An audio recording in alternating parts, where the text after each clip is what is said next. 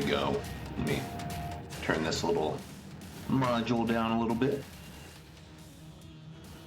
Something like that. That should be good, right? Let me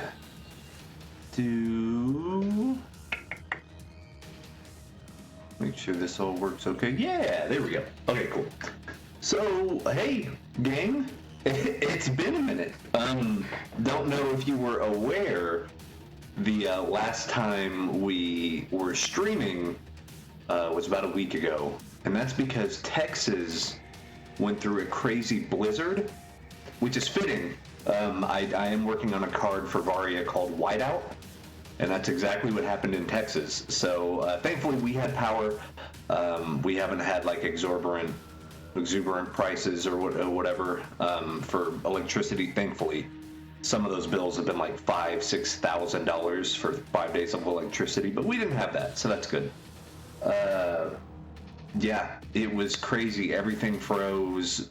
Stores ran out of stuff. It was basically, you know, that first week of the pandemic, whenever the pandemic really, like, the news was like, okay, take this thing serious, and like there was no toilet paper anywhere. Like, it was that again. But you know, we were able to go grocery shopping yesterday and stuff, so that's good. But yeah, we're here to finish up the card art that we're working on, and weird random art thing. So before we get started, my pen that I had used for, I don't know, year and a half, 2 years, finally died yesterday. So this is my kind of my backup pen that they sent whenever I bought the bundle, because the bundle came with my touch tablet, the little glove, some little nib replacements for the tip right here, and then another extra pen. So we're using an extra pen. Feels a little different, and the pressure sensitivity is different. I wonder if this pen is actually working correctly and my other one was just not working right for like 7 months and I just got used to it, or what the deal is. So I actually have Photoshop and Clip Studio Paint open because we're at the rendering stage now, and I want to see what software responds better to this pen. I've been using, let me flip over here. So I've actually been using Clip Studio more and more, and I'm really loving it. It's something that I always have as a backup. I'm glad I bought it. I bought it like 3 years ago, and there's lifetime, for the desktop version at least, it's a lifetime license, so you buy it once and then you have it, which is rad. I like that a lot. Same thing for like Affinity Photo. Crit is free. Pardon me. Yeah, I just like things that you just buy it once and then you have it instead of paying every month. Looking at you, Adobe. So we're going to open it in here and in Photoshop. So it's already open in Photoshop, and I have, let me bring my brushes back up. There we go. Okay. So we have the piece open, but I'm also going to open it in Clip Studio and kind of mess around for a few minutes just to see what feels better, because all that we're doing now is we are rendering. So we have everything right here. Sent this to Anthony, our art director, and he really liked the lighter version. There were two versions. There was one that was a little bit higher contrast. The darks were a little darker. The whites, the brights were a little brighter. This is a little bit more compressed, but on the lighter scale. So pure white is still not on here. That's what we're going to add as a finishing touch. But it's more compressed, so it seems harder to see, like you're really looking through the snowstorm. So he really enjoys this look, so we're going to push forward with this and really embrace that, because he brought up a great point. You know, and I hope you guys have been watching every Tuesday. Sean and Anthony get on the Varia, the official Varia Twitch stream, and they do like a weekly update. They show art, they give updates on Kickstarter stuff, so they're definitely on top of it when it comes to that. Something that he brought up in the last one that I was able to watch the video on demand was he gave this one to me because he knew it would make me scratch my head, because it kind of breaks the rules of what you do for card art, where it's supposed to be high contrast, very bombastic, easy to read. He was like, why don't you unlearn what you have learned and see, well, we're going to see if we can get super subtle it's about the whiteout. It's not about the ranger, the Pahlavi, which, by the way, if you guys are watching, Pahlavi, stick with it. I know you guys are going back and forth on what the creature's name or the race's name is. Pahlavi's awesome. So you got the Pahlavi here. He's not the focal point. The focal point is the snowstorm. So that's what we got to embrace. But what we're going to do today, we're going to add some texture to, and we're going to refine the shape a little bit for his mask. We're also going to do the same thing for his ice pick, his melee weapon. We're going to add some actual metal texture, do some photo bashing. We're also going to add a little tiny bit of texture on the hood of his cowl. You really won't be able to see it, but I'll know it's there, and I'll know I will feel better when I send it to Anthony and be like, I promise all these, everything's checked, man. And then we're going to refine these teeth a little bit more. And that's really it. We're going to keep the shapes big because that helps with readability. So we're going to keep the shapes big. We're going to do that. Yeah, everything else kind of looks on point. And then we're really going to go in. We're going to put another light layer on there. Bright white hits of smudges and kind of the movement of the wind and the storm. And that'll be our polish point. So I'm hoping we get this done in the next 2.5 hours or so. If you join, if you want to chat, ask questions, feel free to. I'm always available. And if you're watching the archive on YouTube, appreciate you as well. Ask some questions in the comments below if you need to. So we're going to get started. I'm going to open it up in both and mess around for a minute because, you know, it's like driving a car. It's like one of those things to where you need the feel to be right. It needs to feel correct. So I'm going to make sure, let me save this as a ping file. Oh, it's already saved. Okay, full merge. Okay, cool. So let me come in here. And if you have Clip Studio Paint, which I do recommend, it used to be called Manga Studio. There we go. It used to be called Manga Studio. But if you do get Clip Studio Paint, I highly recommend Frienden's brush pack. Ray Frienden. I've actually known Ray for, oh my gosh, over 10 years. I did an interview with him like a decade ago, I think, for a podcast I was on. But he has the best brush pack in Clip Studio. You get like 800 brushes for $15. Ridiculous. That dude works for like Nickelodeon. He's done t-shirts and stuff. I think he's worked with a lot of bands. He has a very distinct illustrative style. Once you see his work, you'll be like, oh, I know that guy. If you just Google Ray Frienden, you'll know him. And I think the first thing that pops up, he also got famous, if you're into Minecraft at all, he got famous for a Minecraft texture pack. His was super popular, like millions and millions and millions of downloads. Like, pretty good. What we're going to do, let's duplicate this. Duplicate. Okay. I'm going to set up here. And he makes so many brushes, but the ones I love are Concept Craig. These mimic Craig Mullins, who might be my favorite concept artist of all time. Him, Feng Zhu, Dong Lu Yu, Bayard Wu. There's a whole bunch of them, man. I could go on forever. But these mimic kind of the workflow that Craig Mullins has, and he's the GOAT. So you wanna take after him where possible. Let's just get the basic Concept Craig. And let me just start messing around for a minute.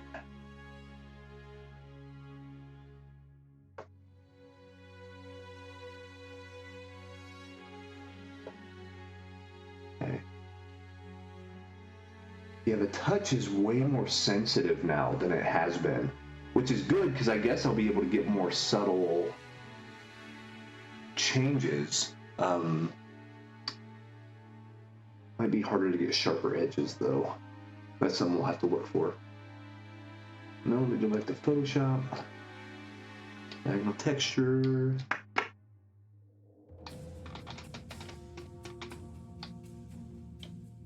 How does this feel? About the same. All right. Yeah.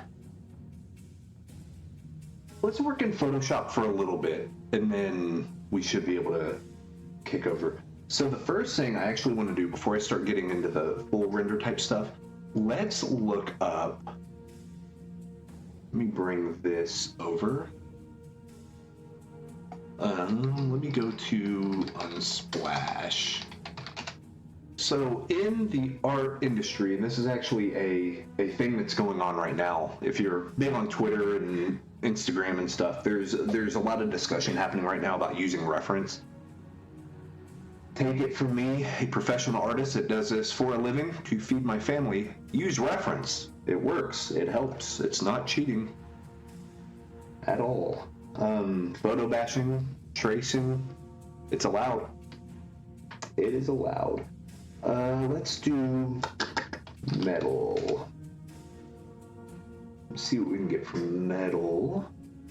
Because I want to get some nice, kind of a rough, not dark texture, kind of a, maybe metal isn't the right thing to search. Maybe like axe or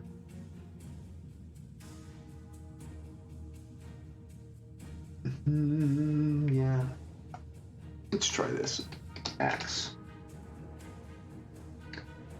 Okay, so something kind of like this. Yeah, we can get some of these. Let's see. I think up here was our best bet. This is a pretty good one.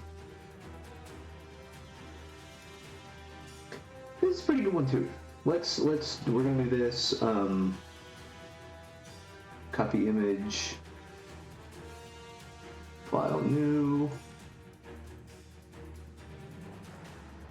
Edit paste. Why would not paste?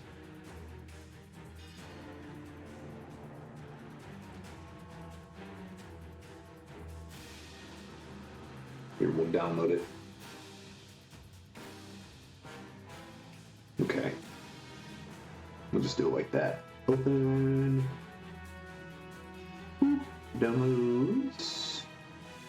Wait, let's look at that. Where's this one? Don't want to show other stuff that's under NDA, just in case. There we go. All right.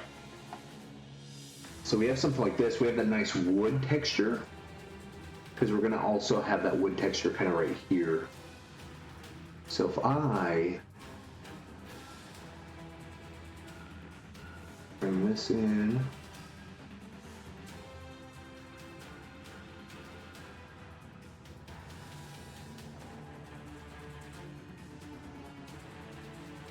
we got this.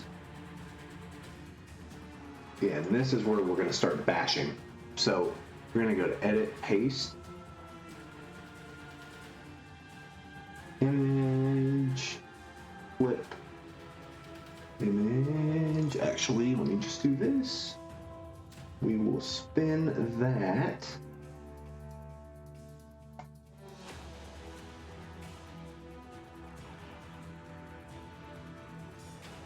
And then let's warp this.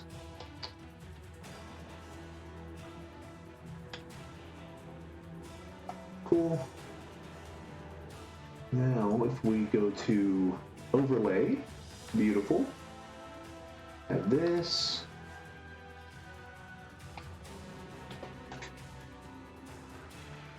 And now, refine these edges.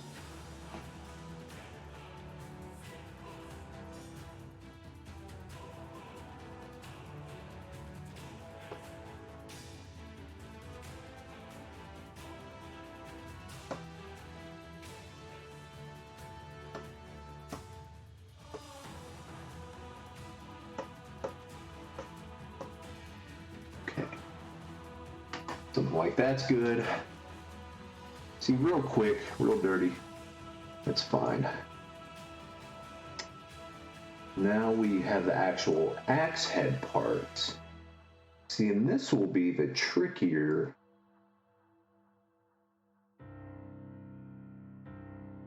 So I don't want it to be super textured. What we might actually do, let's do this. Let's grab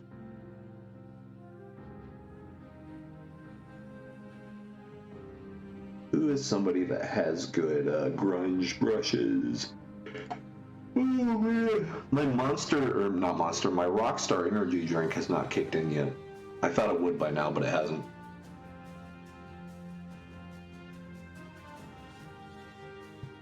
Let's grab. I thought there were some grunge brushes here. Maybe a rock brush could be good.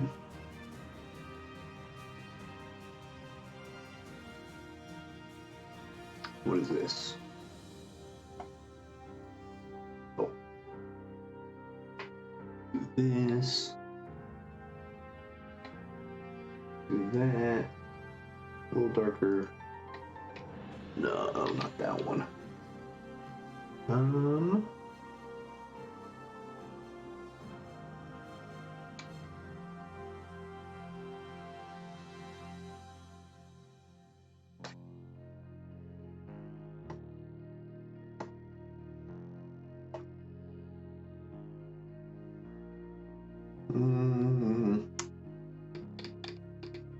It's almost like I need a nice rusty.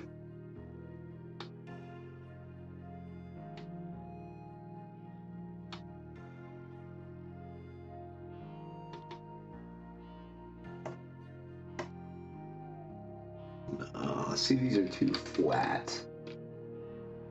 Dust? No. Too much of a line.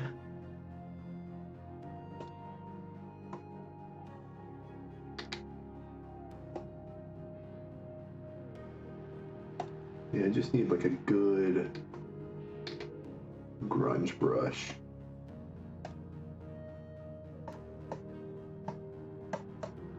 There we go. That's something a little better. Kind of what I wanted. Just to give a little bit of texture to the metal here. Yeah, this is better. And then we're going to refine the shape even more on this. I just want to give, because whenever you have slight variances in value going from light to dark, it infers detail. So it makes you think there's detail there that's not really there. In 3D modeling, it's called greebles. I think we talked about it a little bit last time. Someone had a question about like what a greeble is. It's just noise for detail's sake. It doesn't, think of like with greebles, the most famous example is like a Death Star from Star Wars. The model has a lot of little pin lights and a lot of little like nooks and crannies and stuff. They don't mean anything, but in your mind, you fill in the blanks. You're like, oh, that might be a hangar bay or, whatever. Those are really helpful because they don't take a lot of energy necessarily to create, but then they do a lot of heavy lifting for you. Something like that. And let's actually go ahead and let's go down here. I've been really liking, and this is my free brush pack, the May Sketch a Day. I've been really liking the diagonal texture brush. I've been using that a lot more lately. And it's been really, really cool to be able to use that. And I made a while ago, but I always seem to come back to it.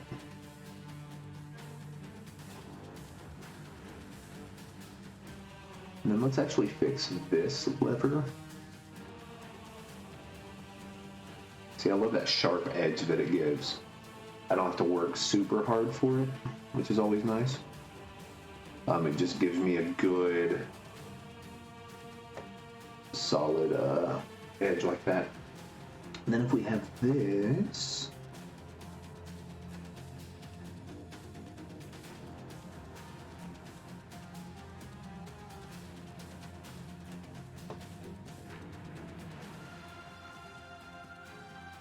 put some of these details in.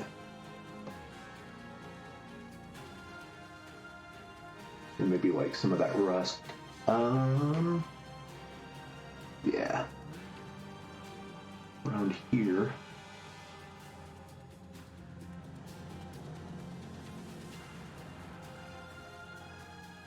What do you do?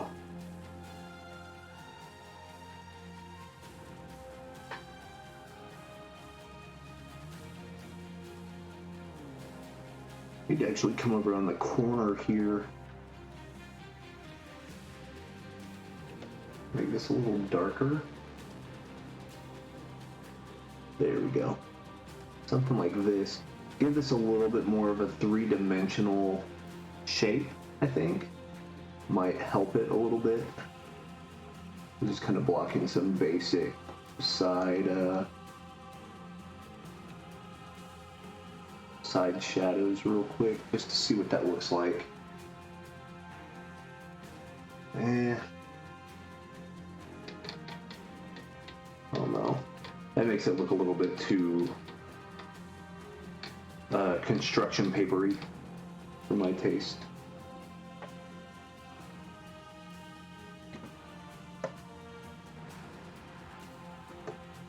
What I need to do is I need to bring up the, there was some more art shown. Let me go to the Varia Discord. I want to say Anthony showed some other art. Yes, perfect. Okay. That's what I want to see. Okay. There's that. iClip Studio. We'll be with you momentarily. So we got PureRef right here. We'll open this up and then we'll drag this new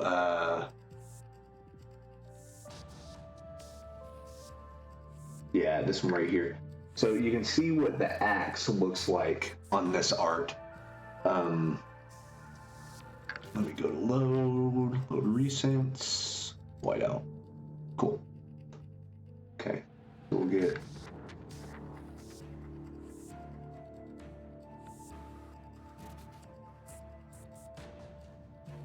so it's like, here's our character. There's a nice close-up of the mask. And here is what the pickaxe looks like. So we can sort of style the pickaxe a little more like this, maybe.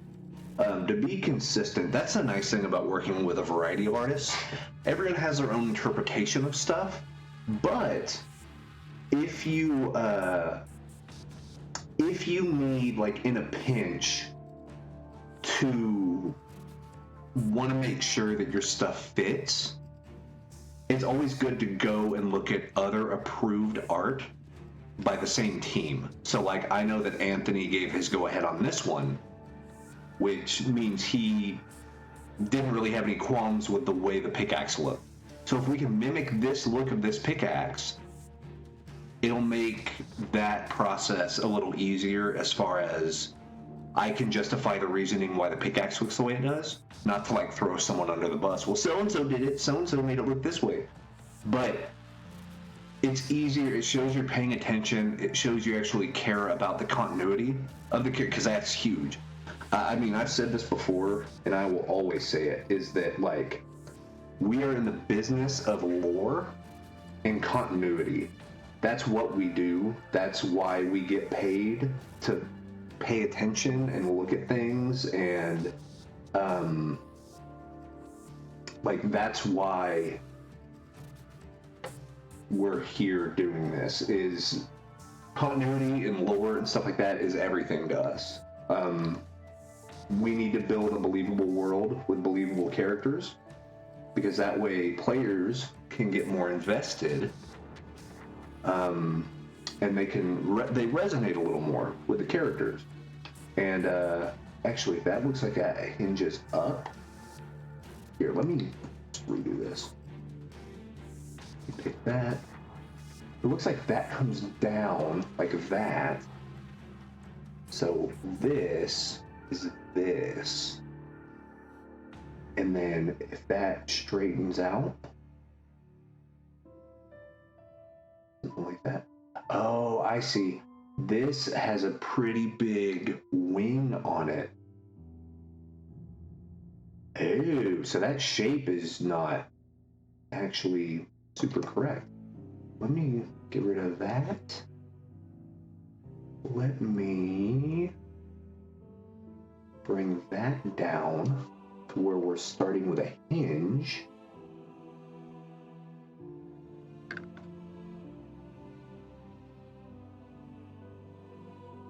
Get that. Let me get rid of the snow around here. We can worry about that snow stuff later. I just need this silhouette to look correct. Yeah, and that's at a bizarre angle. That's okay. Well, because that has different mechanisms to be able to move and contort it and things like that. So here, what we'll do, let's get rid of this snow.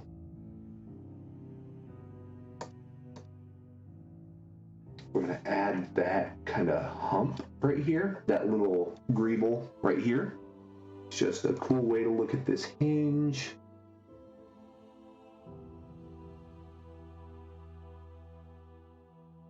Just that type of attention to detail that you want.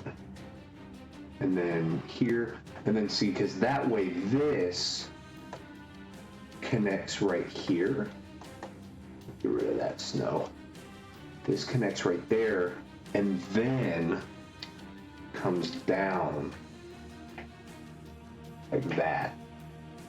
That's a little too long, but that idea still applies to where this kind of comes up, almost like a trigger on a gun, or the firing.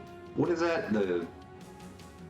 I used to know all the parts of the gun, but like a firing pin. No, firing pin's on the inside. What am I talking about? The hammer. Hammer. That's it. With a hammer lock. Yeah, okay. All right. I got you, fam.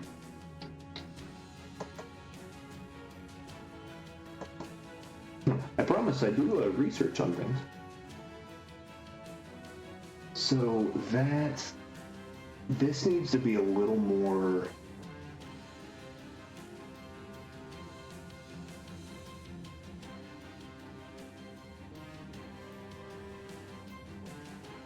I don't know if I like that shape.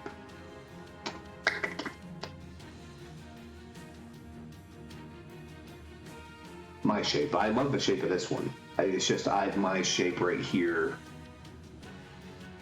I think it's throwing things off a little bit, personally. I just hit there. And then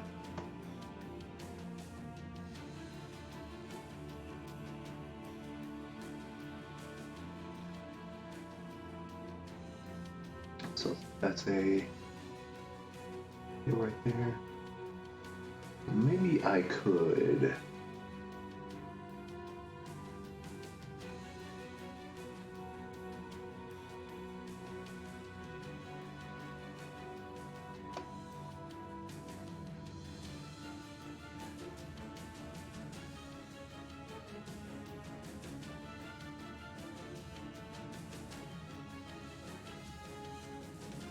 get that line.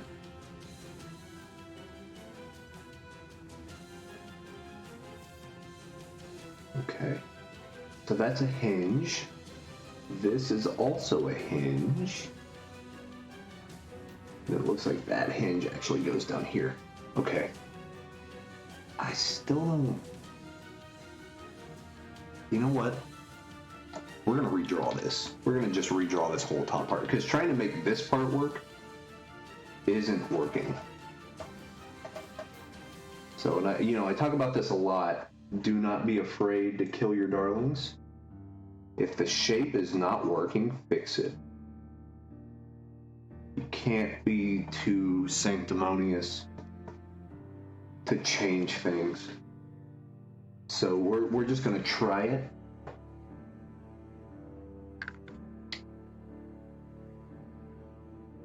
Got that. It looks like this top part would be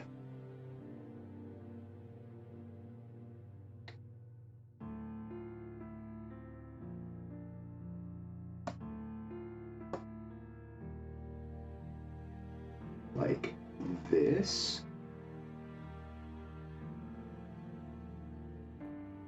And then that comes over top. We might end up just redrawing exactly the same thing we already had, which is fine. You know, it looks like this side just came up, and then it looks like it just goes straight out until it hooks in like that. You know what I'm saying? And then this part comes up, and then this part meets over here.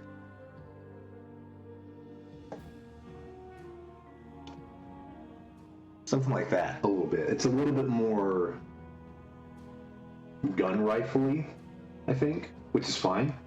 And then what I can even do is got that solid, okay. And you realize we did this and we got rid of all that texture we put down, but that texture is the easy part. Texture's pretty easy. And then here, we can actually make this go off. It's so nice you drew it twice. Oh, thanks, man. Yeah, I appreciate you. It was wild. Yeah, I checked, and within a 2-day span, it went from 11 degrees outside to 68. Dude, my allergies were crazy.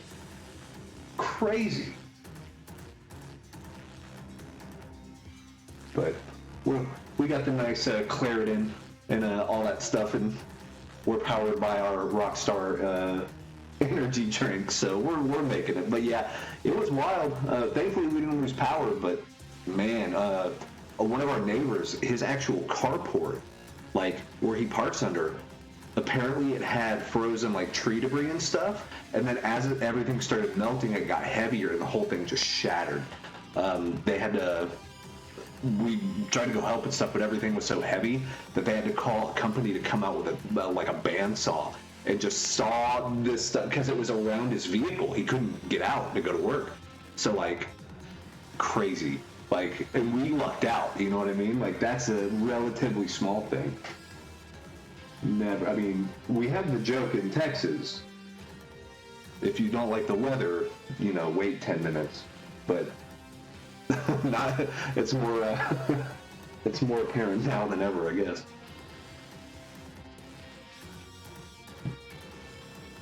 So we got that.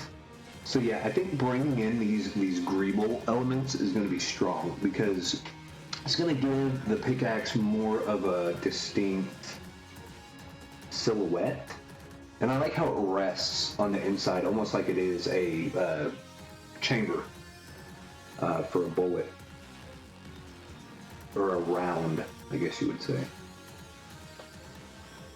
And then that probably goes a little bit over top. There. Like that. And I'll make it not as pronounced. Not as, there we go. There we go. Something like that. Could actually even be a little longer. The only thing I don't want to do, I don't want to, wait, what's the proportion?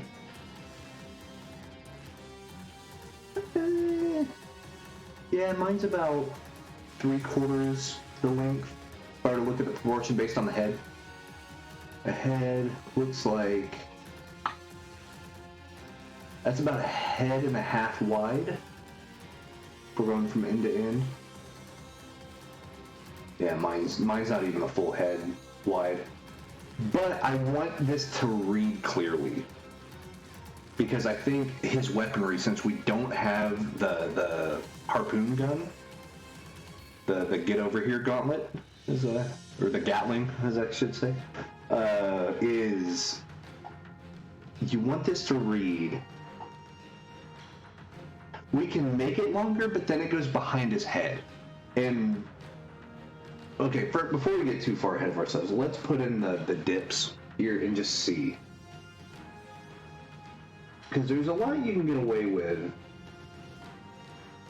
in this whole art game, but we just want to make sure we stay true to the design.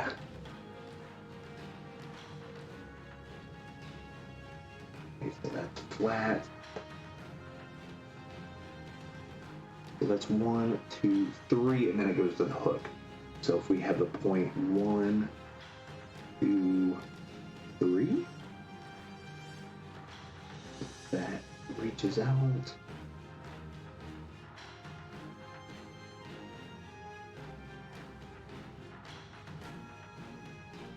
Something like this.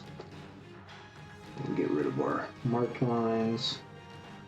Bring this to a point.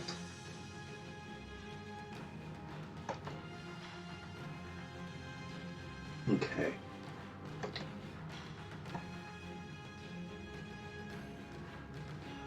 We'll get even sharper too.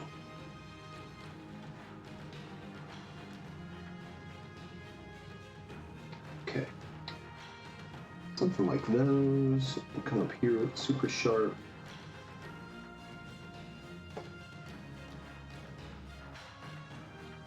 Okay. This little hook thing on the back is driving me crazy. It comes to a point, but I don't know. Now mine looks like a 6-shooter. It looks like a revolver. All right.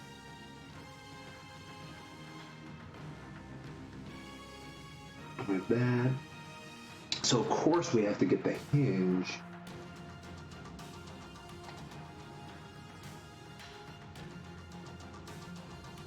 Like that.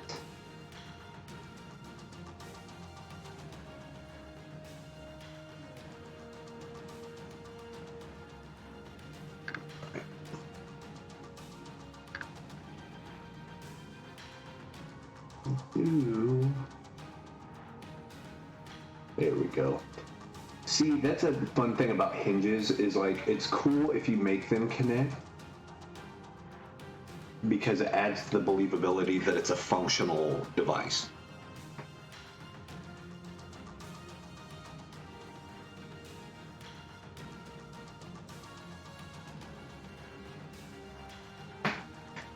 Okay. Something like that. Now here's the next thing.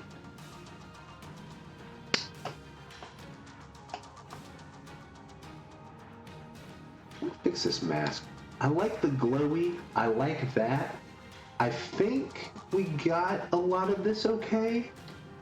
Because you see how the black, I think it's the suction for the actual mask to be able to fit on. And also that's probably the part that the strap holder is like probably looped inside of to bring it in.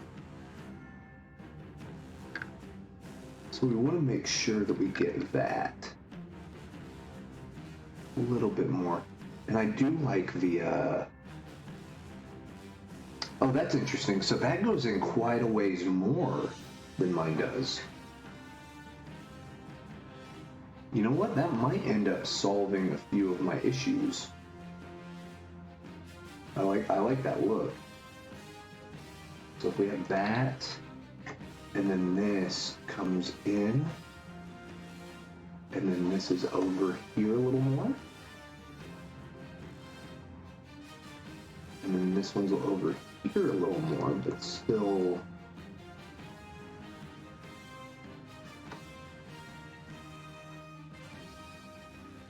And then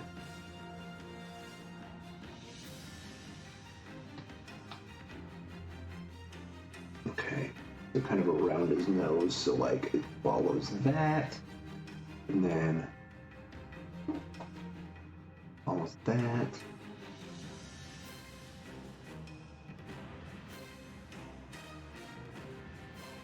Yeah, see, that adds just a little bit more detail that you can kind of hang your hat on.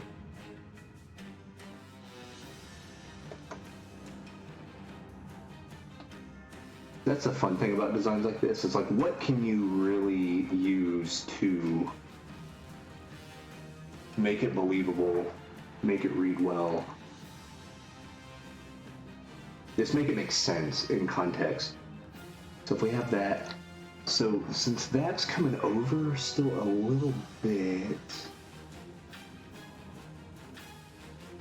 do that.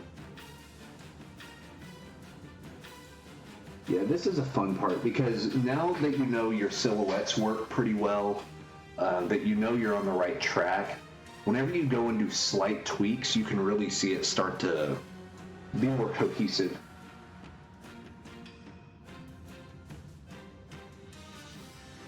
Okay. We're actually going to come over here. And I'm going to come over there.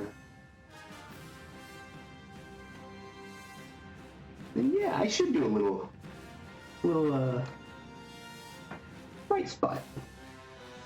I'm nosy. Look at that. Yeah.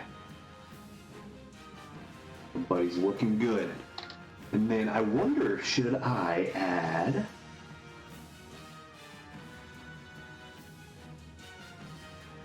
make him look a little angry?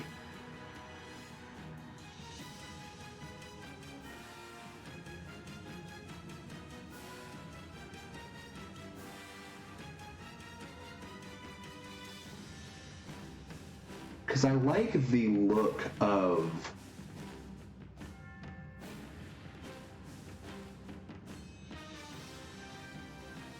just the pure white eyes.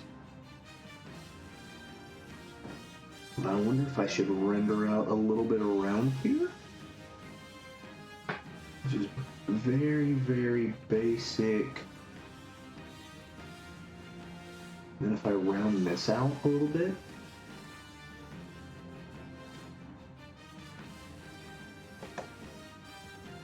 And then if I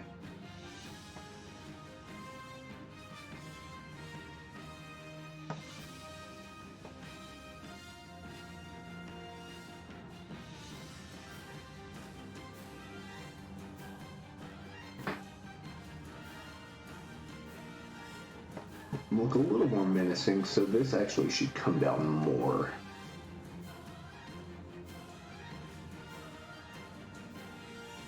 And then this one should come down more as well.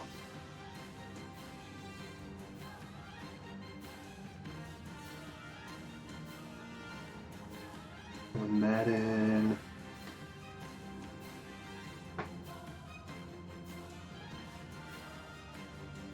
Run that over.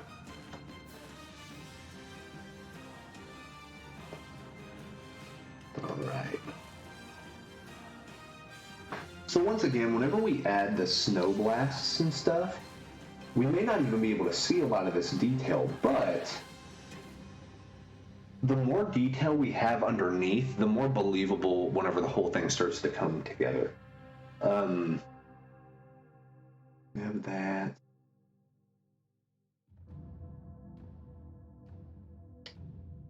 We have those, that's fine. Here, let me lighten that one up a little.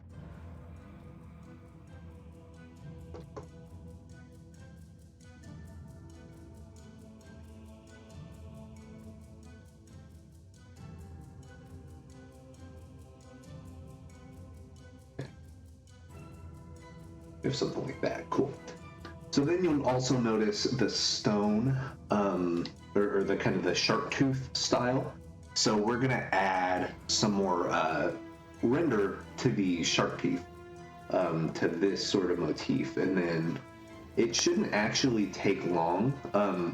basically, I just want to add some scratches, some form shadows, because light, the way you'll see, and the artist here did a great job of getting small little nuances of where light can sink into cracks and folds and things. And I do want to bring that up in mine.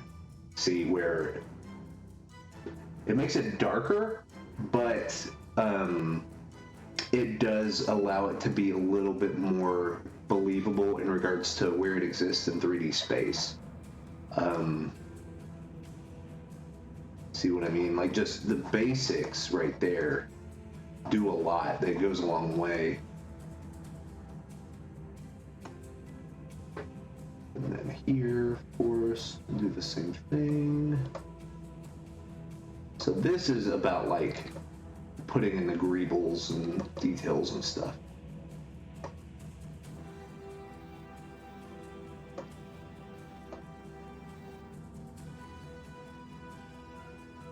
And that light is actually coming this way.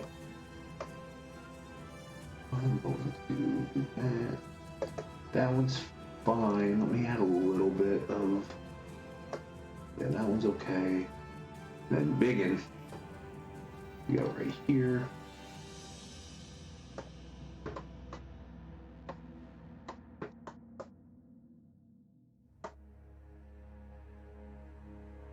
See, that's really all it takes. Let me curve this bottom here.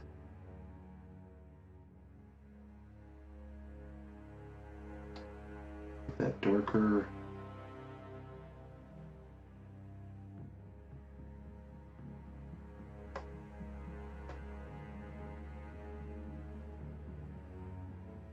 See, once again, we're probably not even going to see this stuff, but that's fine. I will feel better knowing it's there. It will put my mind at ease. And then, okay. That's... Okay.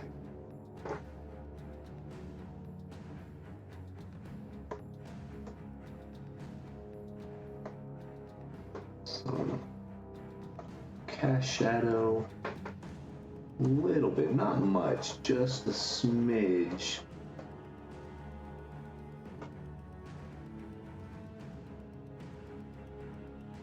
A little bit of that detail back in. We're doing that little bit.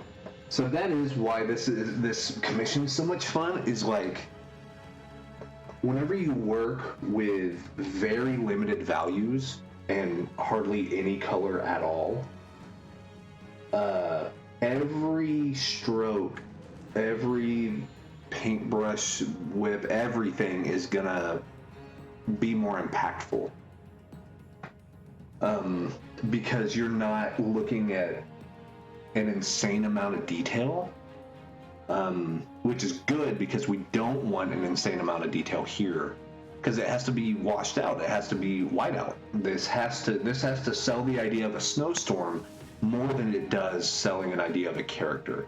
Now the character is important because he's the one, the ranger is the one doing this, but the actual character on this card is the storm.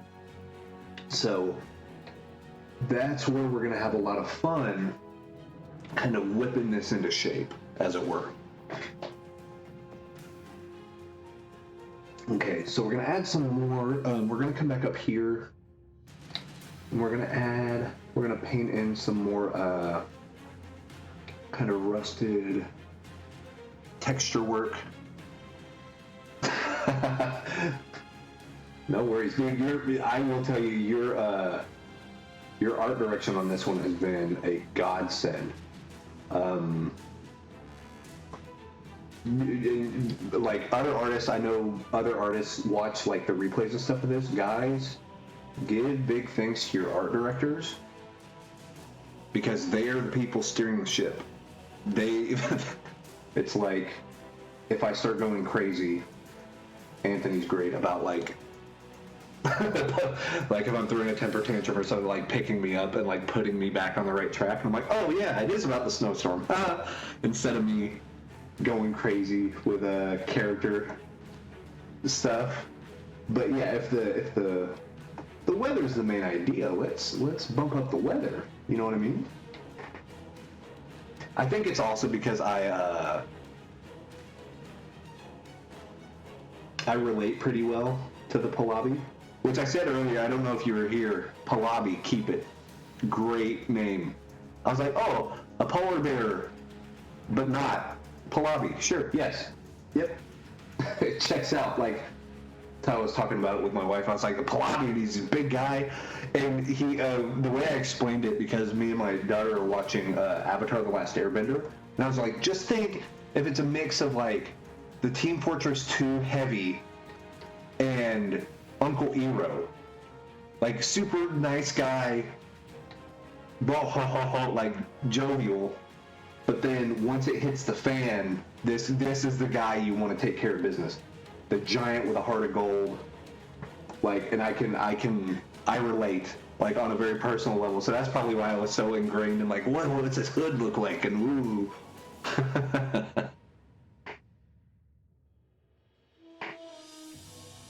Yeah, Pahlavi's awesome because it just makes sense. It was one of those. Yeah, it's like Ewok. Like, without the context of an Ewok, you'd be like, what is that?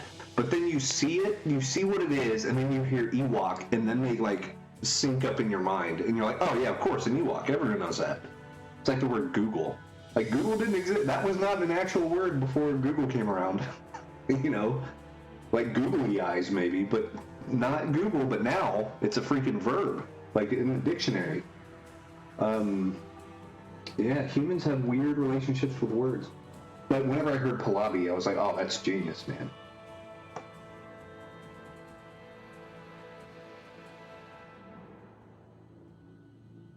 Here, I'm gonna hit these because let me see how. Where's the light hitting? So it looks like this whole thing is metal. And it looks like. Let me get this. It looks like this is one shade, or one piece, I should say. And then it looks like the top where this barrel is, and then our actual spikes that actually get you traction look to be darker. So I'm gonna try that. But see, that's what the scary thing is. Whenever you're working with such subtle shifts of value, you don't want it to get lost, even though that's kind of the goal of the card.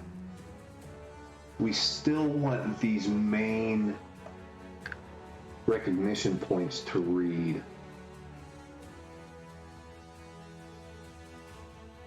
Give that. And then those are good. It looks like this piece and this piece are a set thing. They come into there. Let me move that. Move that.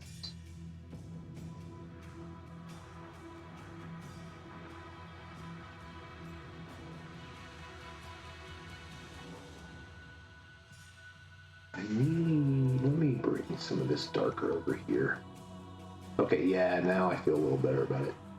Because I want that to cast some sort of form shadow. Not a big one, but just enough that you can tell this is made from multiple components put together. Okay.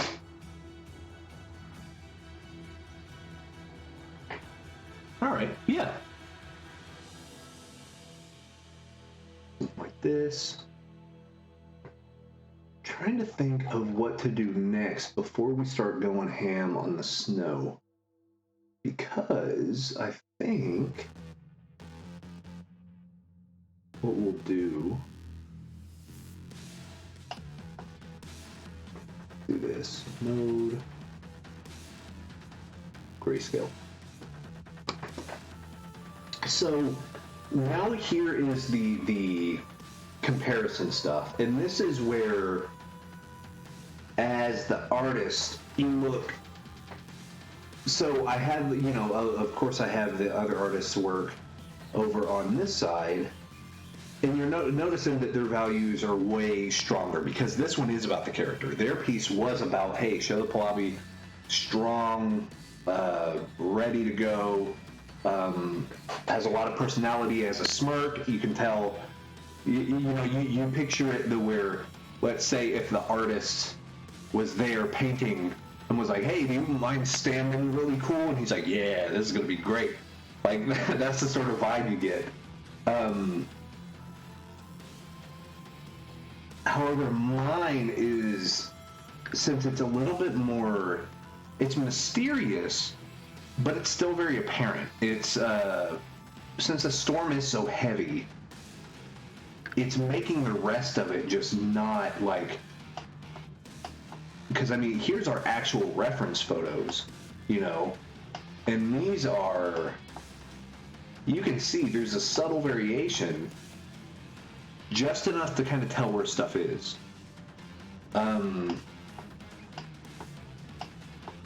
Of course, some things closer to the camera do get darker. I mean, the same rules still apply, even if you're in a snowstorm or a sandstorm or anything. Anything right in front of you will be darker.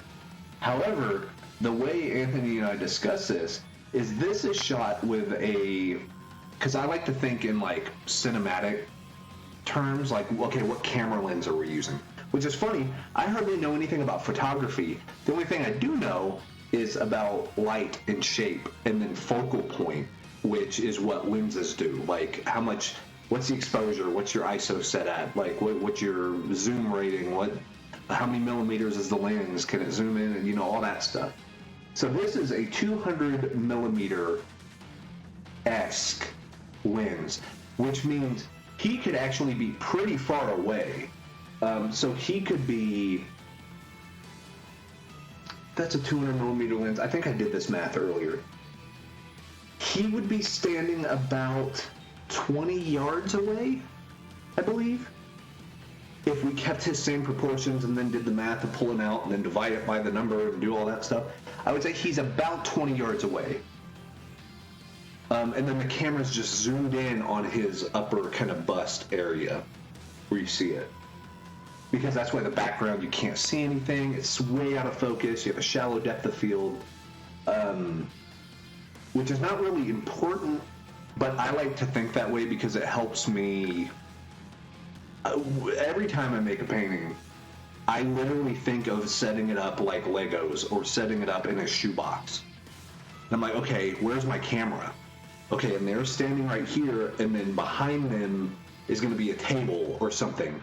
Well, are they standing next to the table? And then I plot it out in 3D in my head, which sounds really complicated, and I guess it kind of is, but that's really the only way I can tell. Like, I need to be standing in the space, and then I can look, and then I can see it, and then it's almost like doing a life drawing. Almost like I'm there. Like, okay, now I'm just drawing what I'm seeing. That comes from being observationally trained, like life drawing, professional figure drawing, and stuff like that. I work really well off of reference. However, if I just draw something completely from imagination, it's not so hot, in my opinion. My reference work is way stronger, but that's what the fun about this is you can reference real life things. So you reference a snowstorm. We reference the Akira Kurosawa camera shots. We reference what vibe and mood these give off, but then you also have character reference whenever you're working here. So it's just you're adapting. You're basically, instead of a Cynthia Shepard, she's one of the best art directors in the world, and she works for like Magic the Gathering, Wizards of the Coast, D&D. She's always said an artist or an illustrator's job is to be a interpreter, not a translator. And I think that's a really interesting way to put it, because not everything carries over. Like, the face structure of my version of the Pahlavi is going to be slightly different. It's my interpretation of it. I'm not just translating. I'm not doing a one-for-one, like, oh, well, mine's ears aren't that bulbous, so I need to fix this. Like, on certain things, like, I would say his trademarks is he has the flat nose, he has the gun, has the pickaxe, and then kind of the Forge World armor. Very samurai, Bushido style. What era was that? Edo era? Maybe? But you want to keep that because that's your signature. It's like if you were painting Jace, he's got to have the cowl. He's got to have blue. He's got to have the lines around his eyes. He's got to have you. They spent billions of dollars on R&D to make that happen. So you're putting those things in there. But the things like, okay, what type of bag is on his hip? That could change. Well, you know, how many teeth are on the necklace? Well, there's teeth on there. You know, how big is the mask in relation to his face?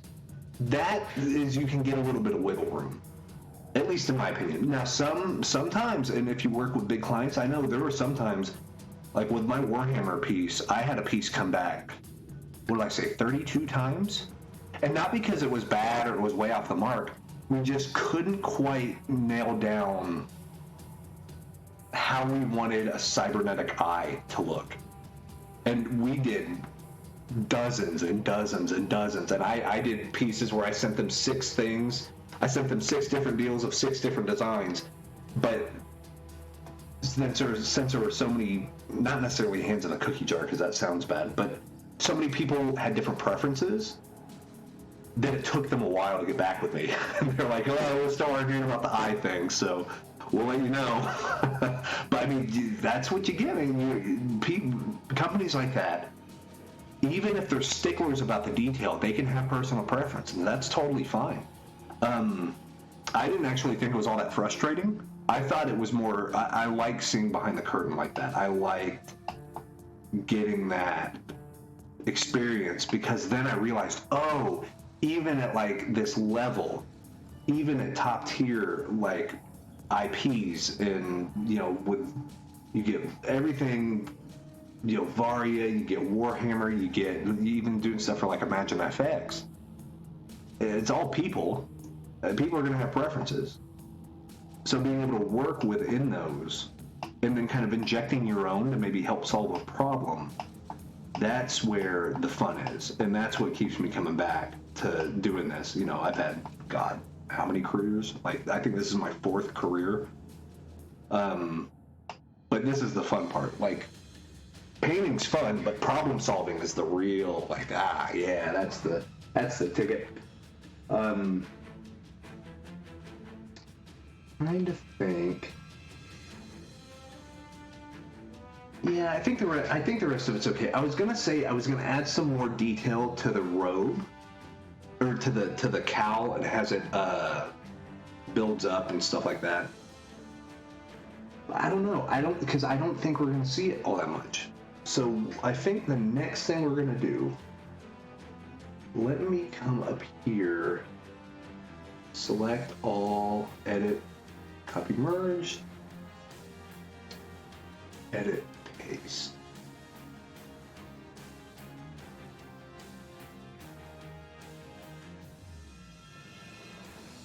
Let me, oh, I know what I can do. We talked about Clip Studio. However, I have an idea for the snow. Let's do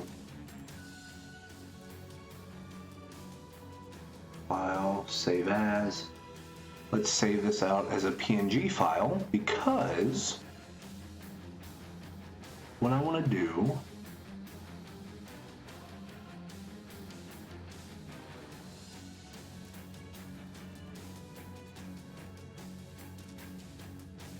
we had a Clip Studio.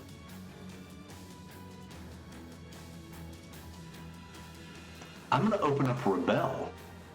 So Rebel is another, I've talked about it before, but it's another art program. I have way too many art programs. But it gives me that sort of I don't know, it's the fun of having variety and options, because each art program works slightly differently.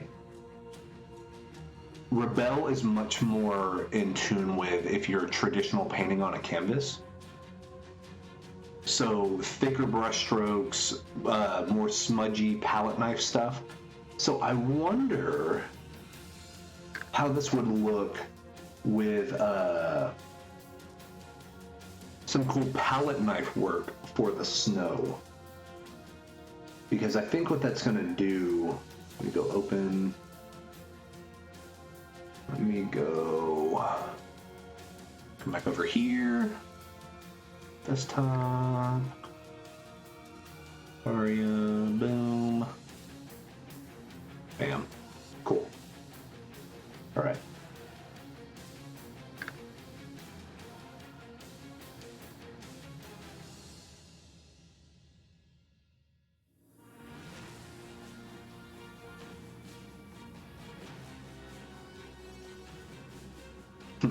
Loading up.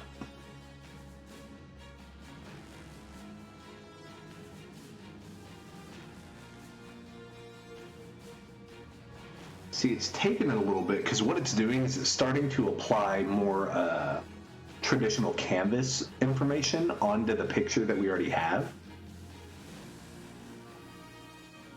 Thinking about it.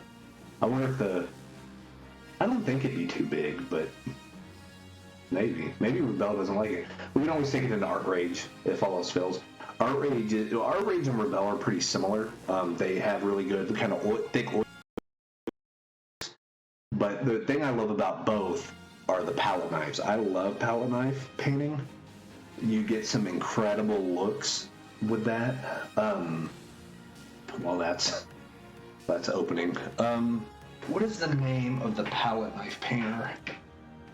Because I'm such a huge art nerd. I have like art magazines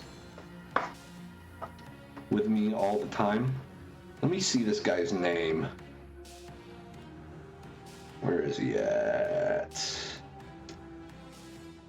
Jeremy Winberg. That's right.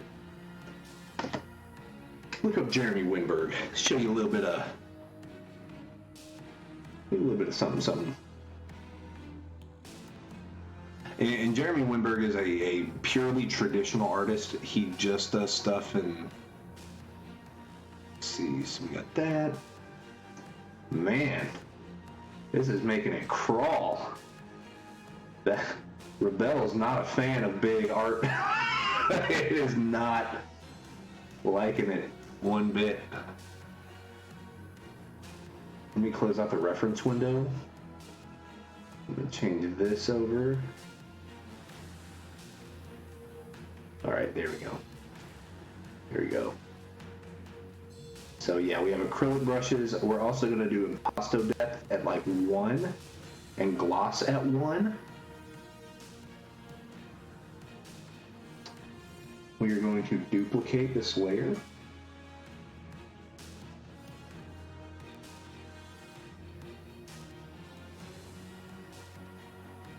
Limited number of undo steps. Yeah, that's fine. Yeah, the memory. This thing's a memory hog right now. Yeah, it's fine. So we can actually get rid of, yeah, I bet it's, well, let's see.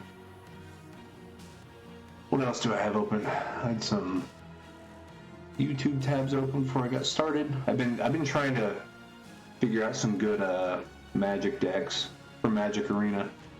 I love card games. I love them. I'm so bad at every single one of them. Thank God I'm an artist and not a like expected to be a super pro player, right? But I think that's what I dig about Varia too, is like, I know in Unhinged, I think it was called, or Unchained or whatever, it was there were dice roll mechanics in Magic. All right, take it easy. Yeah, we're gonna start knocking out some of the snow stuff, and you'll have this update tonight, my friend. So thank you for stopping by. Yeah, all this stuff's just trying to catch up with itself. But I love the dice roll mechanics. It keeps it interesting and varied and scary. Because it could go your way. You could have a great hand, but then if your dice rolls were bad, man, well, them's the breaks.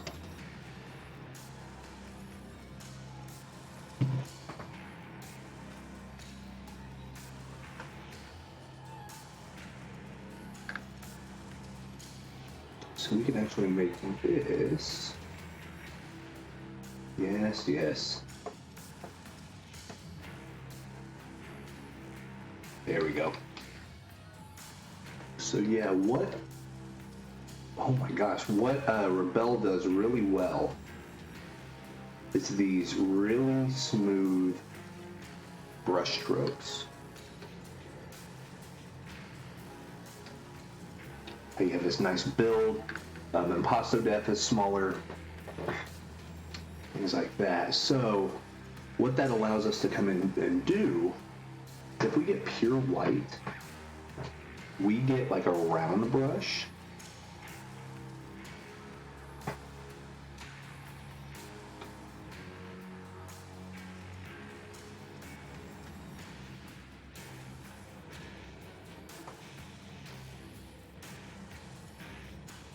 You get some really cool energy, and you can tell that these are brush strokes, which I like. I like that look a lot. And then what's nice about it, let's say you get the flat brush, come in like this, do a nice little kind of smudge smear type thing. But you can also get a blender. And every brush type and mode has its own blender brush. So you can get like the palette knife right here. Make it large, have it be pure white. And then you just come in and kind of scrape around.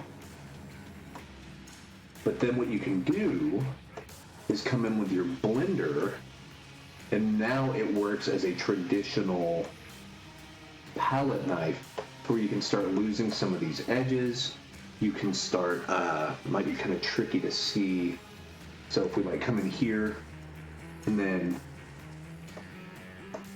see how it's sort of like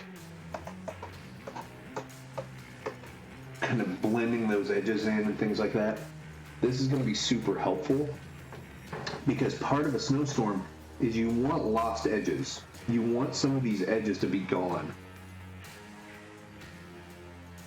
I think that's going to be a big takeaway from this is all edge control, making interesting shapes, still make it readable,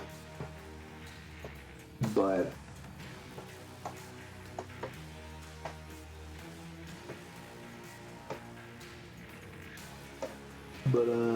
still make it artistic. And then we can hit these, we can kind of spread over here. It's fine. And remember, we are on a duplicated layer, so anytime we have to go back, we can just kind of look to see what has changed between the two. And if we have, let's do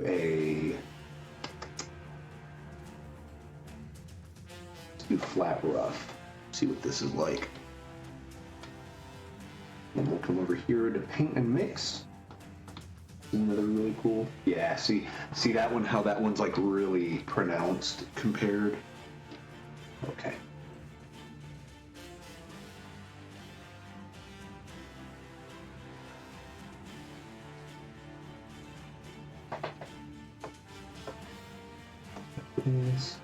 And then you can also, we're gonna vary the size of the brush.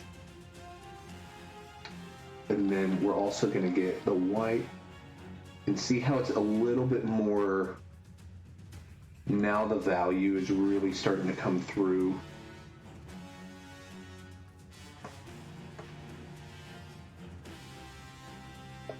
We'll do this.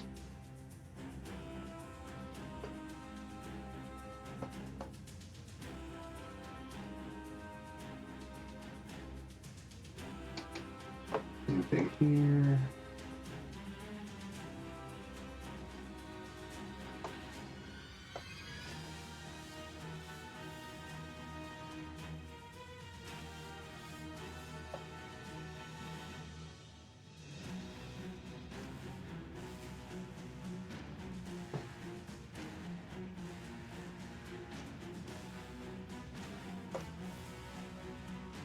Dude, these are just nice little acrylic brush strokes.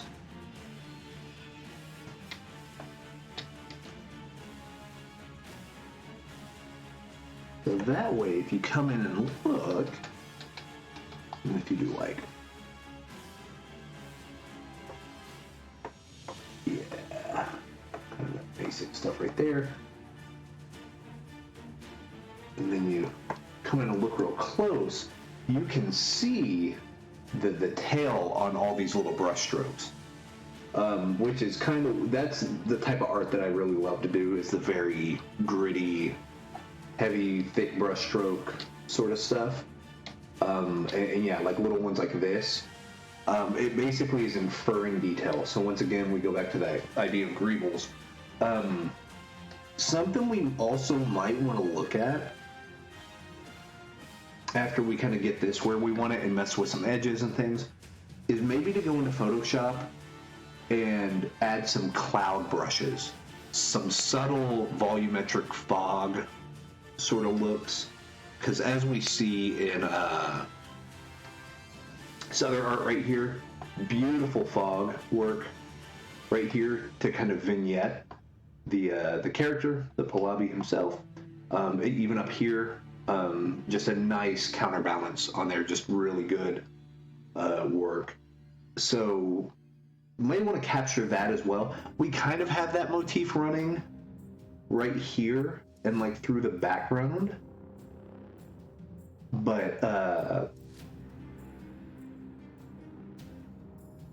yeah, it's something that we might want to improve upon a little bit.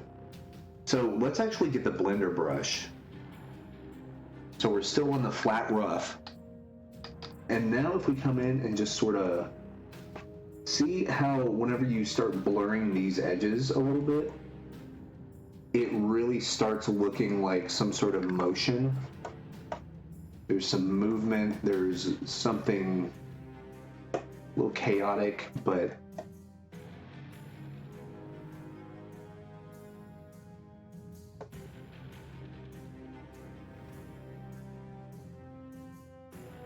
yeah, so it's like some of these are moving so fast they can't be captured by the camera lens. And then other little bits are like, it's almost like a light streak.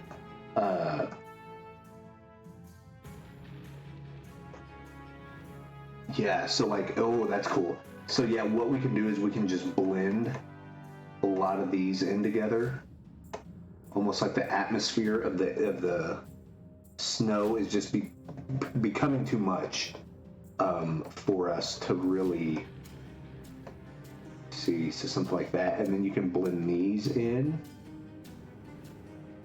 So yeah, a lot of that contrast on the edges we can actually get rid of, and it's going to improve that feeling of depth. And that, yeah, I think it's getting there. I think we're onto something. What we could do, let me save this as,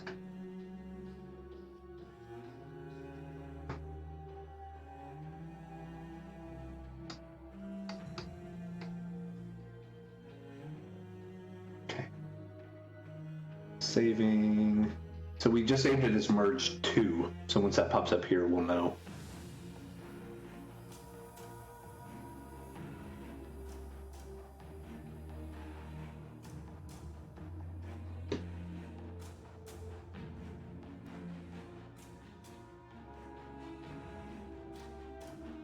Cool, okay. So we got that.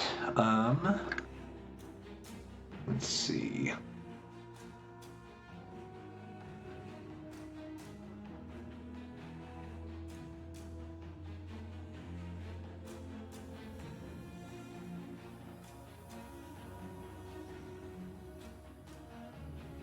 Oh, but what I was going to do real quick while I'm thinking about it is bring up the art of Jeremy Winberg, because I want to see how he does things like Jeremy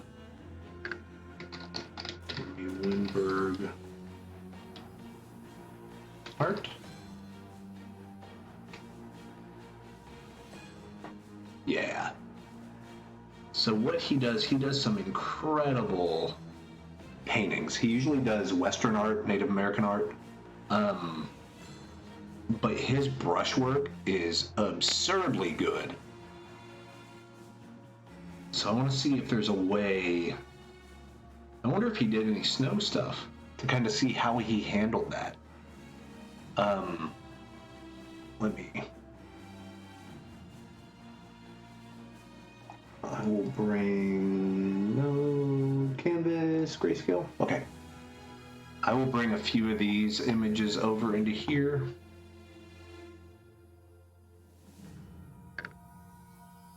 Here's one. There's other ones. Then I'll show them off here in a minute. That one.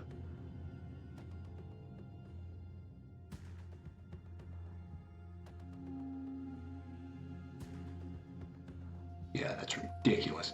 Okay, this one's a good one. Let me find one more. There's one in particular I want to look at. Because I always look at it and I still, like, I paint for a living and I don't know how this guy does it. It's amazing. Here, let me, I think it was on his Insta.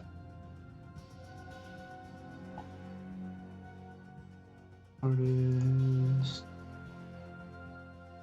I think the one I'm thinking of, at least. Winberg. Winborg. On Insta and stuff. Where was it? Ah, yeah. Here we go.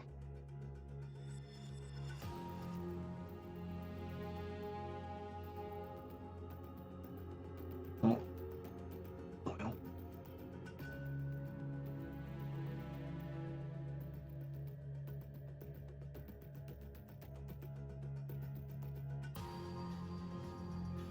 Let me get a...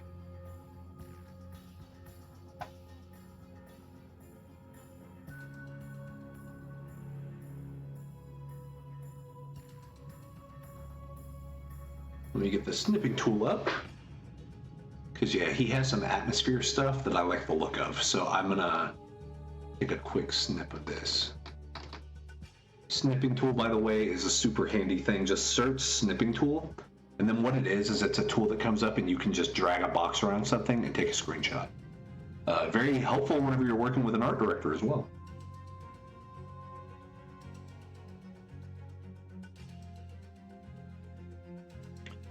Let's see.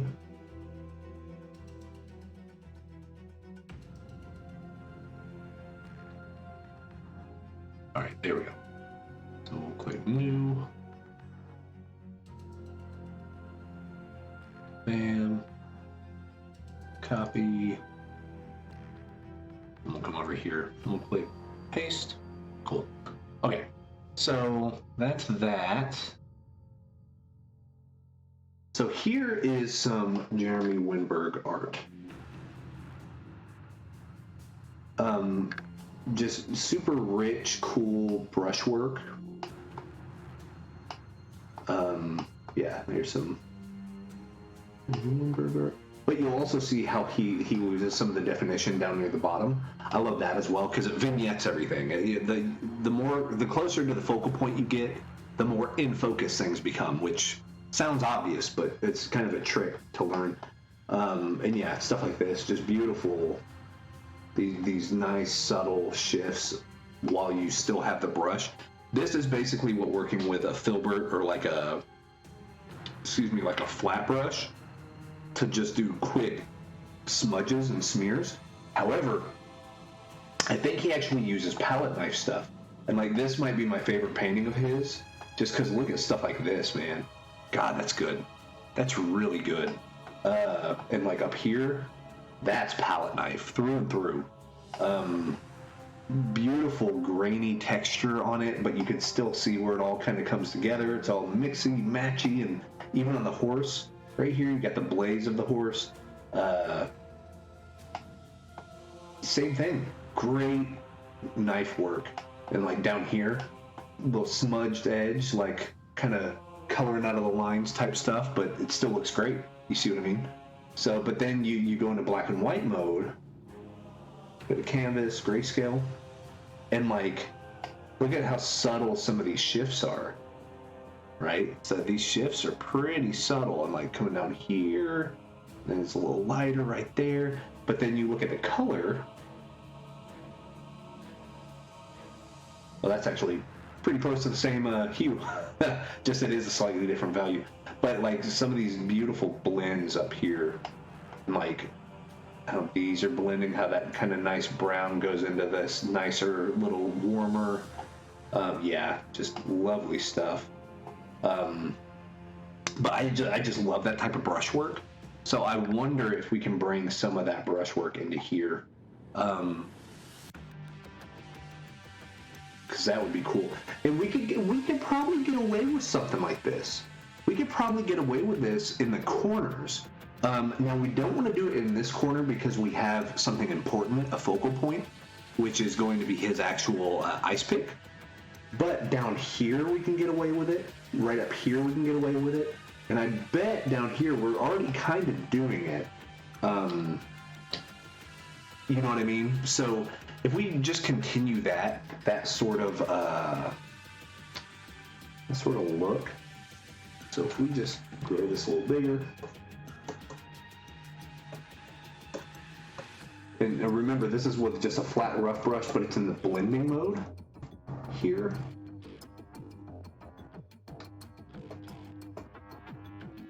And then we'll do that. We can select some more. Get some nice movement.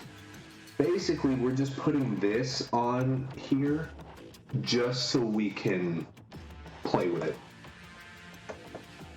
So just so we can do these subtle like blends and shifts and things like that. And the important thing, if you want to get that look of that chaotic look, is to be chaotic whenever you're actually painting, whenever you're actually doing the brush strokes. Don't get too particular with it. You can go and shape it later, but you want to have a little bit of like things going different directions. You know what I mean? Like this just sort of, pull that down. Yeah, like I really dig that look. I think it's a beautiful look. And see, it's subtle because it's out of the focal area. So it just brings a little bit of, I'm saving it real quick. It brings a little bit of visual interest in parts that aren't your main event, which is nice to have. It is nice to have. Trying to think of, we might go and hit with that blur brush around all of these edges, but then keep the stuff kind of on the inside here pretty sharp. I think that would be a wise call. So if like we come up here and it hits something like this, hit a few of these, maybe something like that.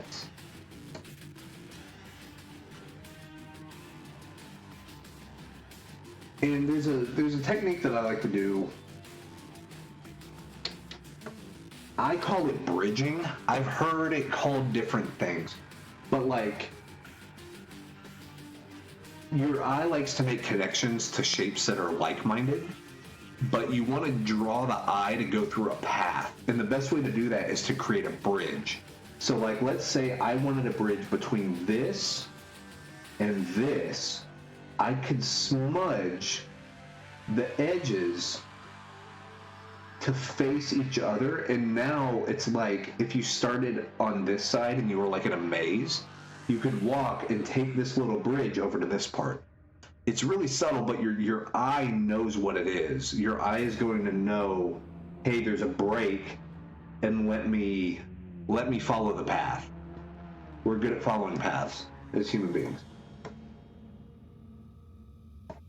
We have that. Let's actually bring in another. There's one right there. That's a good one. And I like this paint mix. Really, all over Bell. I love the engine because the lighter you press, the more blendery it is. But then if you press pretty hard, it's pretty opaque. You know. So let's boom. Get rid of. So we can bridge those two. And we can bridge this.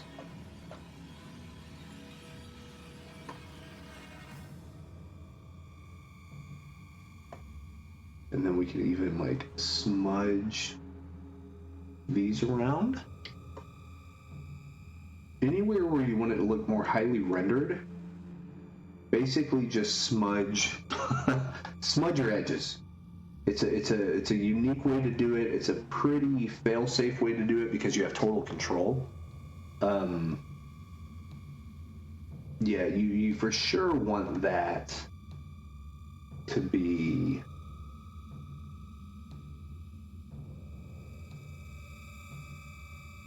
under your control. You want the focal points and the stuff like that to really be what you develop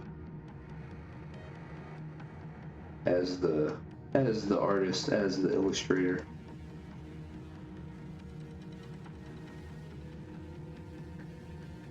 And you can even like blend in some of the dark on that. And bring in here. Okay. And same thing over here. And smudge these. And I like these smudge tools because they have the same density and the same texture as the brush that you have, like, which kind of works that way in Photoshop, but Photoshop is a little bit more, it's not based on the brush, it's based on the settings, which I don't know if that really makes sense, but this still feels like the acrylic flat rough brush, even if I'm in blending mode. Like, it feels the same type of pressure works and all that. However, the smudge tool and like the mixer brush in Photoshop, basically the settings override everything. So it's like, oh, very wet, or, you know, dry, heavy load, or whatever. That completely changes the feel. Really, the only thing you keep is the shape of the brush head. Everything else is changing. So, got some of those. Maybe.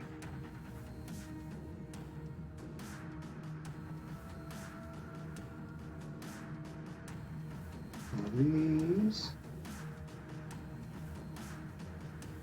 Move that out.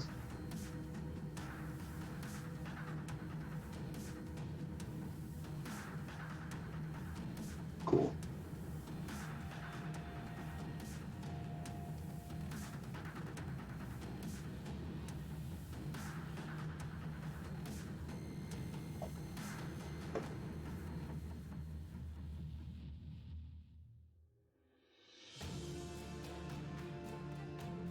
All right.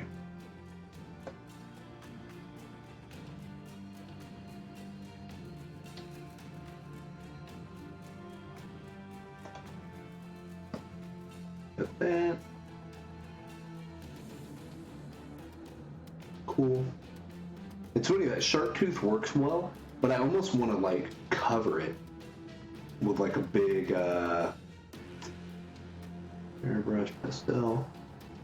Let's do. Is it marker?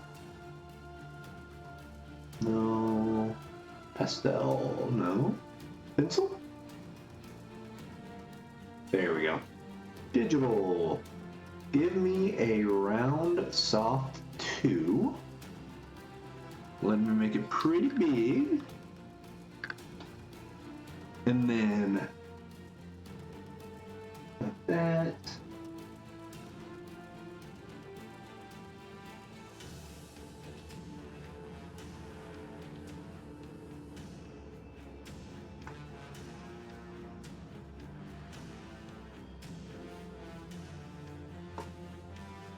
And then yeah, this is kind of just me coming in. I should probably move back over to Photoshop because I think Photoshop can do the cloud thing a little better. So let me go ahead and do that actually. So we have file save as, merge to, yes.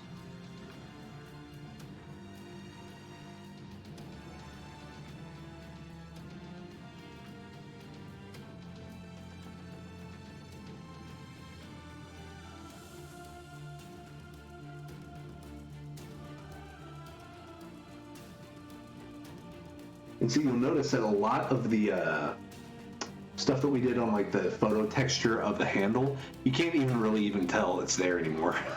It's covered up by all the other stuff we did, which is how you want to use photos and textures. Let's see, do you want to save? Sure, we'll save it. And then, yeah, we already saved it, but we'll just save it again just in case. Saving image. But yeah, photo textures, unless your art director specifically asks for something that looks real, and then photo bash away, man, photo bash and get real pictures and reference and use that stuff. But normally on an illustrative type thing, even with like Magic and Varia and Warhammer, they want the painting to be more prominent than the photo textures. But just know it's great to use them. It's a great way to get a lot of information on your palette quickly.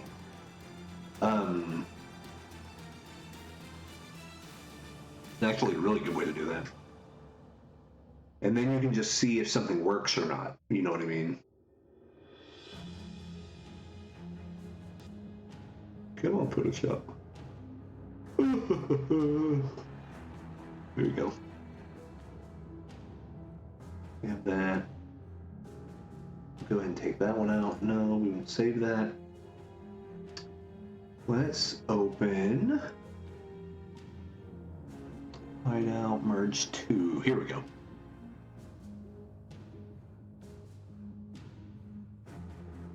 Cool. So this is what we got. And yeah, now it's funny, now that we're out of Rebel, if we look at our paint strokes, look at how much more pronounced they look now that we're out of the program. They just look more smudgy, more painterly. We can go in and we can customize those a little bit more if we want to, which we probably will. But really what I want to do now that we're here, let me go ahead and duplicate this layer.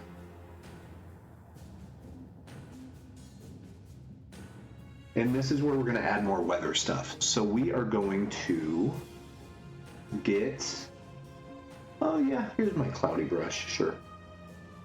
So we're going to get a cloudy brush. We're going to pick white as our color. We are going to get enormous right here. God, that's a 2700 pixel size brush. These are huge. And then we're going to come in and just sort of do quick cloudy pass. See what I mean? It's very subtle, not super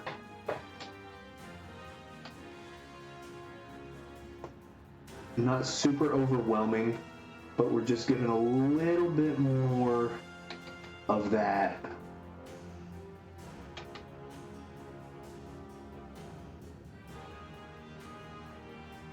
snow feel, that blizzard, that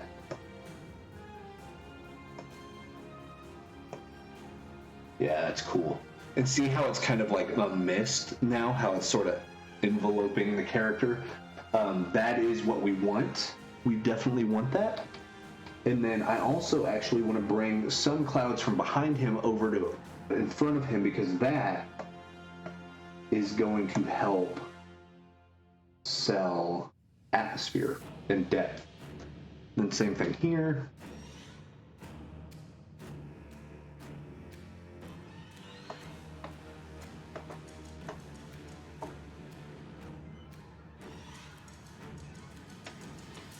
Actually hit.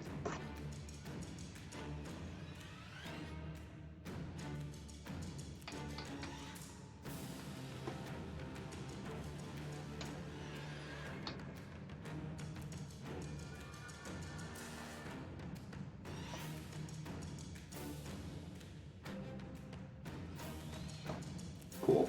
All right. So that's what it's looking like right now. Let me get some more splatters. I want to say, who had the splatter brushes? Was it Kike Kotaki? Maybe. What are the flies, leaves, doves?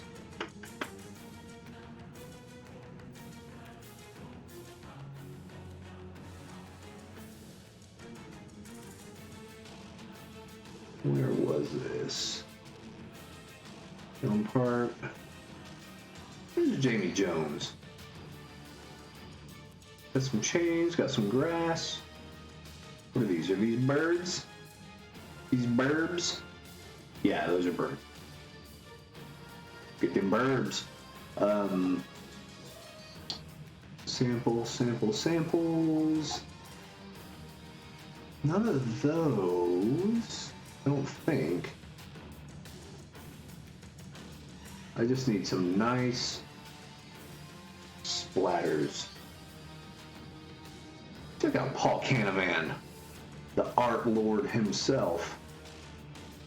Scratchy Boy, Noise Cubes, Flat Friends. No. Those are great brushes, by the way. He gives them away for free. He's a crazy man. Aaron Griffin, Anthony Jones, maybe?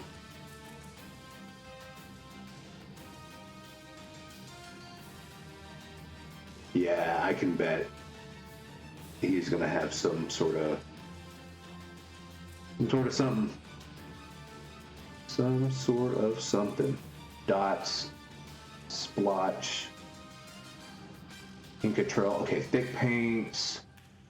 Hard round, where are we at? Color randomizers, round roughs, sample brush.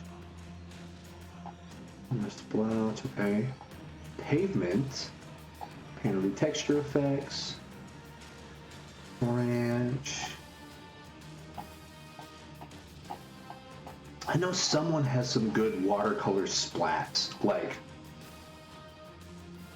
there's foliage, air particles. That might be handy. There's blends, mocha, template pebbles. We could probably use that. There's a dirt texture. Scribbles. These, Goro brush. Trees, a whole bunch of trees. Here we go, watercolor. Oh no, that's just basic watercolor brush. Where are we at? I'm looking for a specific thing. Circles, X's, some grunge. Oh, it's probably one of the splotches. Here's mist, round Inca watercolor. Sample brush, stratosphere, grass. Let's see, where are we at? Where's the sploosh? There's some mono 3 fur. Highlights, dirt textures. I wonder. Nipples.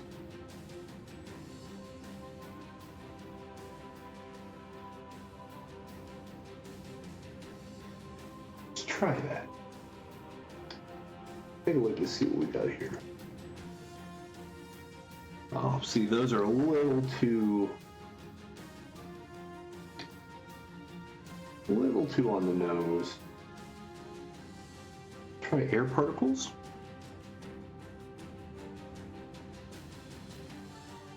Ah, okay, yeah, that would be good. So we get some more air particles in there. Bring some more over here.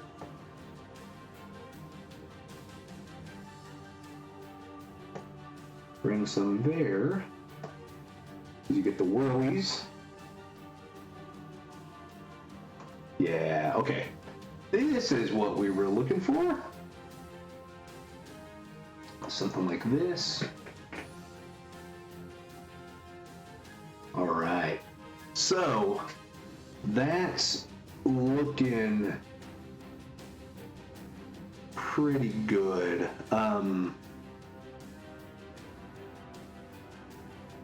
Let's bring up, because see, this is even just before and after we added some of that density, some of the density in the air.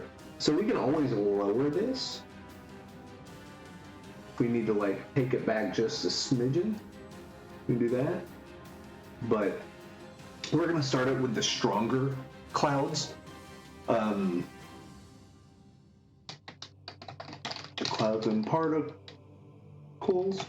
If I can spell. So we got file save. And then if we take a look to see what it looked like whenever we first started today. No, that was even after we did paint strokes.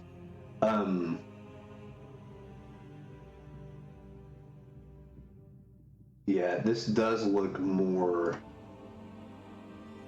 refined. So you have that, and then whenever you add that atmosphere in there, it really starts coming together. So here's what I think I'm gonna do. I feel pretty good about where we're at. This might be done. There's a few small things I want to do to make sure it will print well. So what I'm gonna do is I'm going to select all, edit, copy, merge. I'm going to edit, paste. I'm going to do a high pass filter. And this is basically going to try to find edges. Now, man, oh man, it's not really finding any, which is good. That means my values are correct. But what I want to do, see, okay, so like this right here, you see how there's small little indents? Like right here, it's really tough to see. But, okay, so this is a little better. You see how there's this little scoop right there? And I think there's gonna be scoops around the mask and around this right here. What this is, if I hit okay, and then change this to overlay layer, this outlines my edges and makes my edges sharper. So it's very, it's super subtle. Oh my gosh. Trying to see where the biggest, okay. All right, the biggest changes. See these brush strokes, these tips right here? This is with the high pass off, and that's with it on. Like these brush strokes are way more pronounced. I say way more, a little more pronounced, but it's enough to make it pop. It pops it a little more. And now to really tie this in, we're gonna do a screen layer. So we're gonna edit fill black. I'm gonna add noise to this. And see, it's just a little bit of the granules, a little bit. I'm gonna zoom way in. If you can see that, it's like the fuzz on a TV, right? And then if I change this to screen, it gets rid of all the black. So it looks like it hit everything, but it didn't. You look super duper close. You can see little pigments of red, green, and blue, but they're evenly distributed, so it's not going to change what you're looking at too much. But what this does is it brings it all together. It really just, for whatever reason, it makes this look like one cohesive whole. So if I like turn off and on, it even adds another little layer, literally, of noise. But if you see that, like, here's with it off. If you get used to your eye right here, and maybe even the twitch compression, gonna do some weird stuff to it. But you see that right there, and then boom, adds a little bit of that. It's almost like a film grain to it. And I think that is it.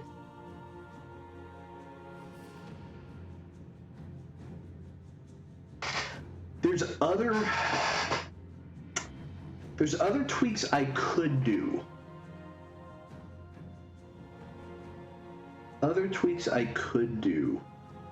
I could make the hood a little more detailed in regards to the like if it's tethered and kind of worn in, and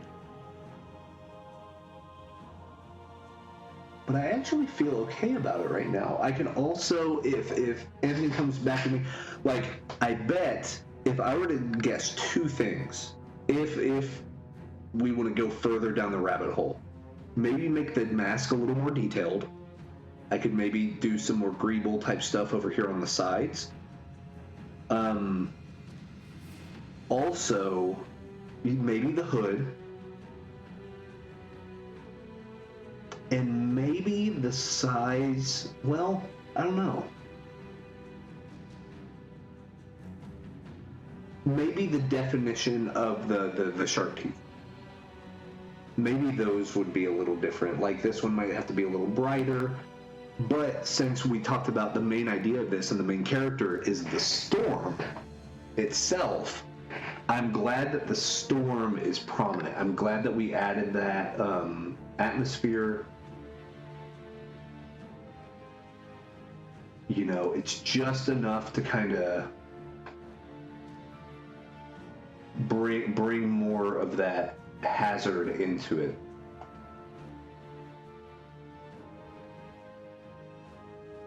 So, something like that. Yeah. And then if we want to read it at card size, let's see. It's funny, I have a new magic deck, a challenger deck. So if I were to hold this up,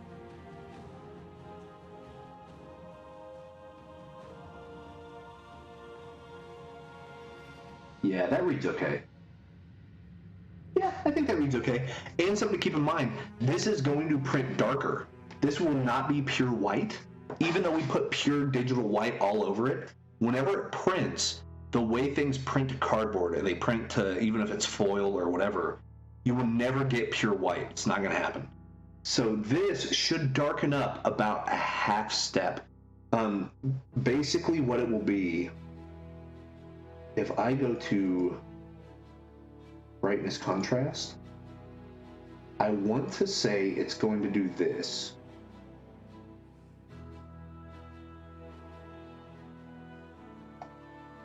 That's what it's going to look like printed, probably. If I were to guess, the contrast might actually be a little less, but it will be something like this.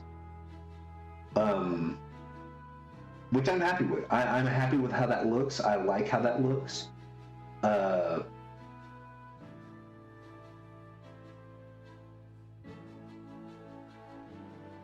No, I'm looking at this, the mask again.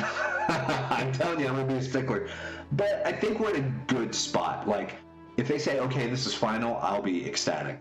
If they do want some slight tweaks, I'll still be ecstatic. It gives me room to tinker and maneuver. I think we have 8 days left, 6 days left, something like that. So we're definitely on schedule, if not ahead of schedule. But yeah, I'm excited about where it came from. Because this came, if you guys remember, let me actually turn off that brightness contrast. Okay. If you guys remember where we came from, it was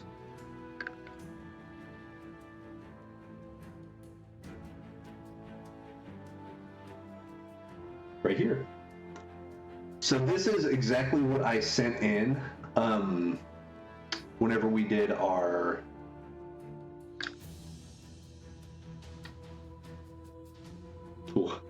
big old brush now. Platinum set, place current brushes. Yeah, that's fine. Okay, so this is what it was, and you can see right here, 200 millimeter lens, depth of field, and then the notes. We're going to make sure that the notes are still coherent about what my goal was. So the showdown, 200 millimeter lens for heavy depth of field, blurred background. Okay. Dramatic lighting will make for easy to read shapes. Stoic look, usually the Ranger is jovial, but when it's go time, it's go time. And then sweeping snow and fog will frame the face dynamically, meaning there's going to be movement and motion. Boom.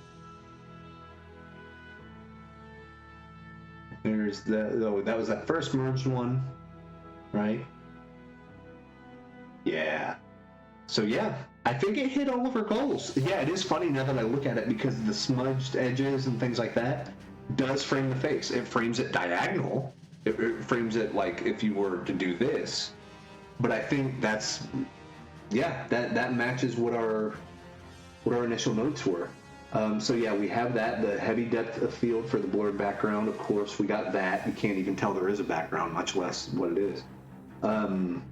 Dramatic lighting, easy to read shapes. Yeah, with so much overcast and so much snow, like as we saw in our references, there is no lighting really.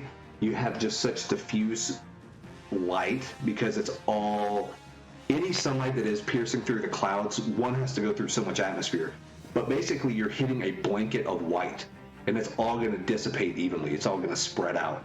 So it's the most overcast day you can think of. So yeah, there's not really lighting, but the shapes still read, which is good. It is nice to actually have the pickaxe and the ice pick here, because it's almost a little detail. It's facing the same direction and going in the same momentum that the snow is. And then, as you can see, it's framing the face. It's like, this is an arrow pointing at the Pahlavi. Like, here's our Ranger, look at this guy. So we have that. Some of the harder brush strokes right here we're going to keep.